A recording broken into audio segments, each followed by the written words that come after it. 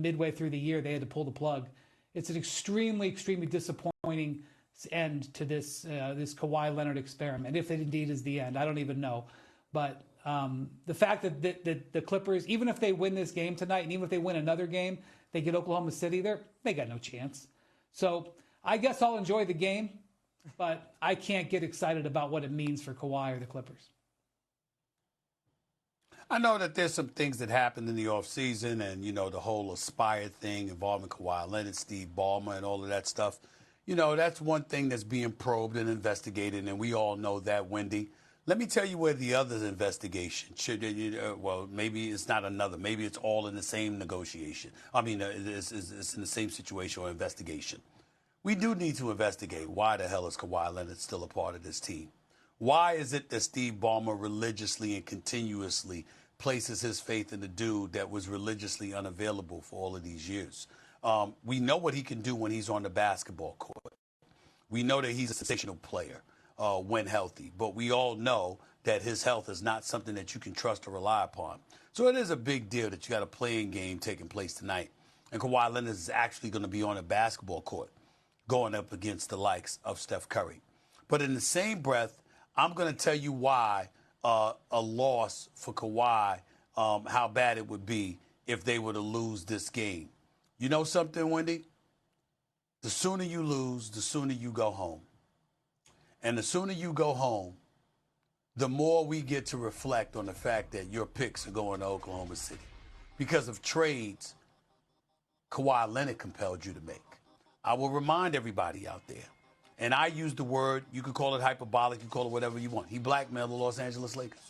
Blackmailed the Clippers, because Magic Johnson then was still there, and he gave an indication that he was willing to go to the Los Angeles Lakers if he didn't get what he wanted, which was him to arrive in L.A. for the Clippers with Paul George. And they had to give up a bunch of assets, including Shai Gilgeous-Alexander, for the services of Paul George. And I'm looking at it from that standpoint, and every time I see Shai doing what he's doing, and every time I see an asset going out the door, I think about the man who made them do it. Remember, he was a free agent. They could have got him there, and that would have been fine. No, he wanted to get somebody else there and compelled them to give up assets just so he would be comfortable, and he hasn't been there to capitalize off of the comfortable situation that he created. That's the situation with Kawhi Leonard. Wendy, I don't know about you, but that is what I find myself thinking about when it comes to him. Go ahead, Wendy. Okay. Nothing to add. Okay. He's exactly right. Yeah. It's hard to remember, I guess, Kawhi. What is going on, everybody? Welcome back to the channel. Tonight we have a massive play-in game between the Golden State Warriors and the LA Clippers. Steph Curry versus Kawhi Leonard. Two legends. Two champions. One game. Winner stays alive. Loser goes home. But before the game tips off, First Take decided to have a conversation that went way beyond basketball. Stephen A. Smith started talking about Kawhi Leonard's legacy, his availability, his contract, and then he dropped a bomb. He used the word blackmail. And he went all the way back to 2019 to explain why the Clippers are in the mess they are in today. Let me show you exactly what I mean. Roll the clip. Did you catch that?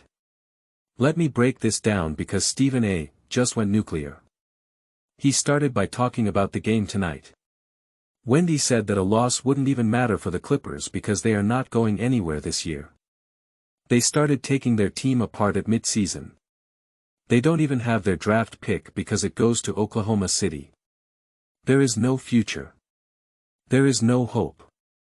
There is just Kawhi playing meaningless basketball in April. And Stephen A. took that and ran with it. He said, why the hell is Kawhi Leonard still a part of this team? Why does Steve Ballmer religiously and continuously place his faith in a dude that was religiously unavailable for all of these years? And then he went back to 2019.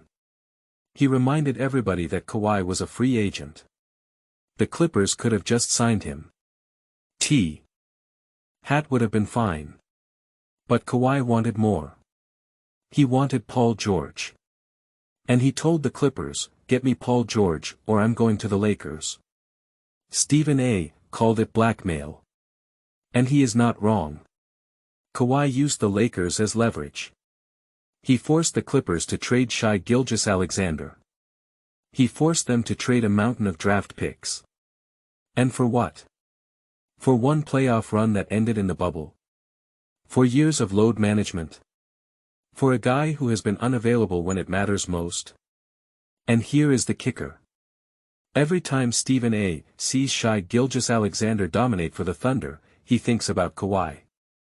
Every time he sees another asset go out the door, he thinks about the man who made them do it. Kawhi compelled the Clippers to give up their future just so he would be comfortable. And then he hasn't been there to capitalize off the comfortable situation he created. Wendy had nothing to add. She just said, "He's exactly right." And that tells you everything. Even the people who defend Kawhi cannot argue with this. He is a top 20 player of all time when healthy. He led 2 different teams to championships. He won Finals MVP with the Spurs and with the Raptors. But that was a long time ago. And the Clippers have nothing to show for the Kawhi era except regret. Now, let's talk about tonight's game. Stephen A. picked Steph Curry to have at least 25 points. He said, "He's the greatest shooter God has ever created." That is not even a debate. That is just a fact. The other P.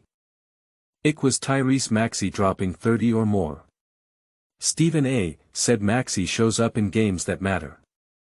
He doesn't let you down. It's Embiid that's hurt. It's Paul George that's hurt. It's never Tyrese Maxey's fault. But the boldest pick of the night? Kawhi Leonard to have 40 or more points, rebounds, and assists combined. That is a reasonable line for a player of his caliber. But the question is not whether he can do it. The question is whether it matters. Because even if Kawhi drops 40 tonight, even if the Clippers win this game, they are not beating the Thunder. They are not making a run. This season is already over. It just hasn't ended yet. And that is the tragedy of the Kawhi Leonard era. A player this talented. A player this dominant. And a franchise that mortgaged everything for him. And all they have to show for it is memories of what could have been. I want to know what you think. Was Stephen A. right to use the word blackmail? Should the Clippers have called Kawhi's bluff? And who wins tonight, Steph or Kawhi? Let me know in the comments. I read every single one.